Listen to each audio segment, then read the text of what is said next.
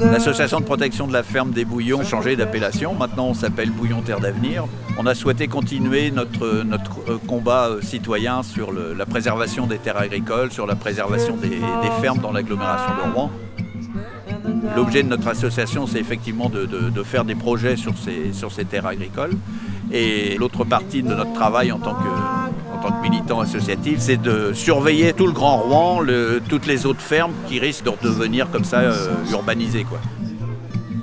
Notre association s'est penchée sur savoir qu'est-ce qu'était devenu cette ferme des Bouillons. Et on constate sur le terrain que la ferme végète, que les gens n'y habitent pas sur place et puis qu'effectivement il n'y a pas beaucoup d'activités maraîchères. C'est toujours pas ouvert au public. Et on a constaté aussi que le plan local d'urbanisme qui définit ce qu'on a droit de faire sur la ferme des Bouillons, puisque c'est une zone naturelle, n'est pas respecté.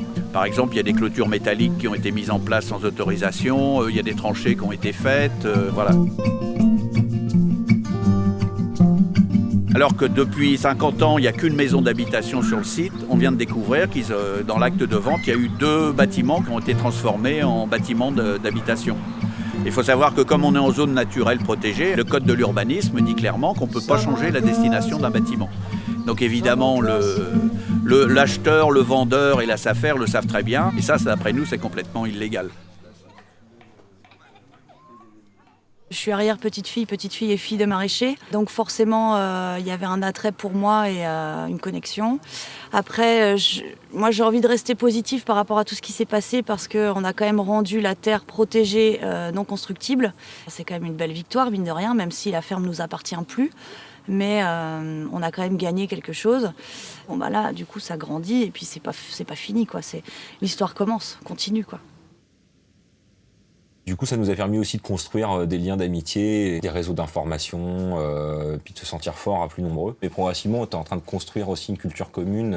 La Gazette, quand même, qui a été rédigée, éditée, diffusée pendant quasiment toute la durée de l'occupation, avec une régularité exemplaire. Je suis arrivée à la ferme des Bouillons dans le cadre de la tambouille, la première tambouille. Je suis jamais repartie de la ferme. Depuis, on a vécu 2 ans et demi complètement dingues, farfelus, on a fait des rencontres formidables. L'aventure s'est arrêtée en août 2015 parce qu'on s'est fait expulser.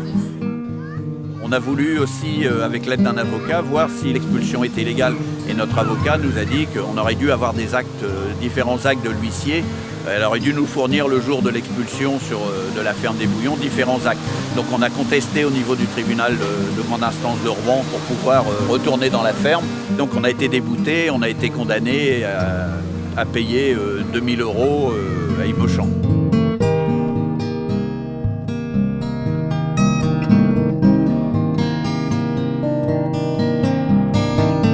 On a récupéré l'acte de vente, on a récupéré le cahier des charges que la SAFER avait mis dans cet acte de vente-là, parce qu'il faut savoir que c'est une vente privée, évidemment, entre un vendeur et un acquéreur, sauf que là, exceptionnellement, il y a eu un 3e intervenant, on appelle intervenant à l'acte, c'est-à-dire la SAFER.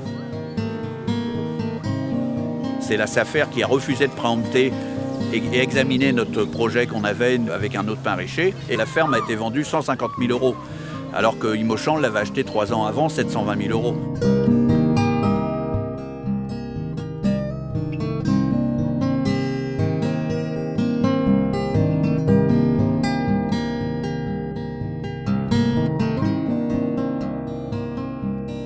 On a d'abord demandé gentiment des explications à la SAFER, au service de l'État.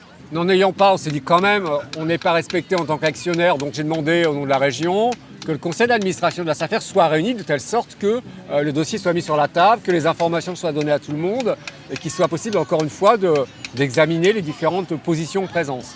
La direction de l'agriculture, la préfecture, disons-le, le préfet, eux non plus ne jouaient pas le jeu parce qu'ils ne donnaient aucune suite à nos demandes d'explication et ils ne donnaient aucune réponse convaincante aux arguments que nous présentions en faveur d'une préemption.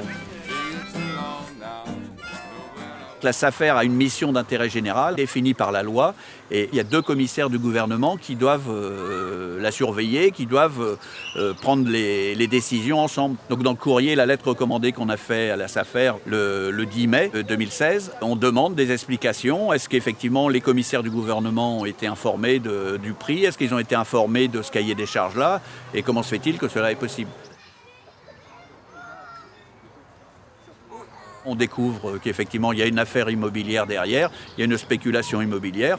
Et ça, on le dénonce très fort. Et effectivement, il va y avoir des poursuites judiciaires concernant cette partie-là. Notre combat citoyen, ça va être de surveiller ces dossiers-là, d'alerter les citoyens, de rencontrer les élus et de faire en sorte, comme on avait fait au Bouillon, de défendre l'agriculture de proximité, le maraîchage biologique. Notre association continue à œuvrer dans ce sens-là. Aujourd'hui, nous sommes réunis à la fête du printemps à Écouis, au sabot d'Hélène, et on continue à faire des rassemblements comme on le faisait au Bouillon. Donc on en a fait un à Roumar au mois d'octobre 2015 chez Philippe de Brume qui nous avait prêté son terrain pour qu'on puisse monter le chapiteau pour la première fois.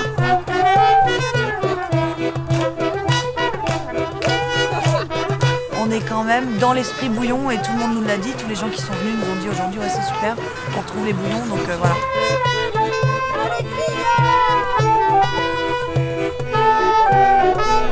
L'esprit des bouillons, c'est aussi les gens ensemble qui créent et qui partagent, qui échangent avec plein d'autres.